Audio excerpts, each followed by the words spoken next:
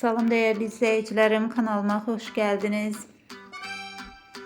Stil ve zərifliyin simvolu Yağmur Yüksel son görünüşüyle yine herkesi heyran koydu. Giyimi, duruşu ve özüne inamı ile dikkatleri üzerine çeken Yağmur, moda dünyasında iz bırakmaya devam edir. Bu videoda onun möhtəşəm tərzinin detallardaki inceliği ve tədbirdə yarattığı təəssüratı sizinle bölüşürük. Beğendinizsə beğen düğmesine basmağı ve kanala abone olmağı unutmayın.